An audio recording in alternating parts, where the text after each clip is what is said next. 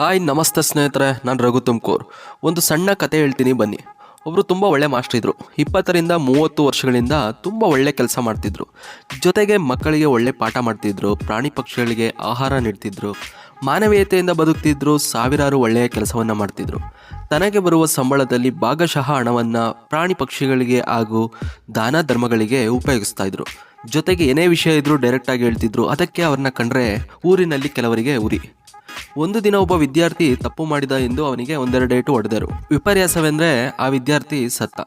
ಇದನ್ನೇ ಬಂಡವಾಳ ಮಾಡಿಕೊಂಡ ಕೆಲವು ಕಚಡ ಮಾಧ್ಯಮಗಳು ಮಾಸ್ಟರ್ ಸರಿಯಿಲ್ಲ, ಅಸಭ್ಯವಾಗಿ ನಡೆದುಕೊಳ್ಳುತ್ತಿದ್ದ ಹೆಣ್ಣು ಮಕ್ಕಳ ಹತ್ತಿರ, ಎಣ್ಣೆ ಕುಡಿದುಕೊಂಡು ಸ್ಕೂಲ್ಗೆ ಬರ್ತಿದ್ದ, ಕೆಟ್ಟ ಮಾತುಗಳಿಂದ ವಿದ್ಯಾರ್ಥಿಗಳಿಗೆ ಬೈತಿದ್ದ ಎಂದೆಲ್ಲ ಅಪಪ್ರಚಾರ ಮಾಡಿದ್ರು. ಇದಕ್ಕೆ ಕುಮ್ಮಕ್ಕು ನೀಡಿದ ಕೆಲವು ವಿದ್ಯಾರ್ಥಿಗಳು ಜೊತೆಗೆ ಕೆಲವು ಊರಿನವರು, ಹೌದು ಈ ಮಾಸ್ಟರ್ ಸರಿಯಿಲ್ಲ, ನಮಗೆ ಈ ರೀತಿ ಮಾಡಿದ್ದ ಆ ರೀತಿ ಮಾಡಿದ್ದ ಎಂದು ಬೊಬ್ಬೆ ಹೊಡೆದ್ರು. ಮಾಸ್ಟರ್ ಪಕ್ಕದಲ್ಲಿ ನಿಲ್ಲಲು ಹೆದರುತ್ತಿದ್ದ ಮಾಧ್ಯಮ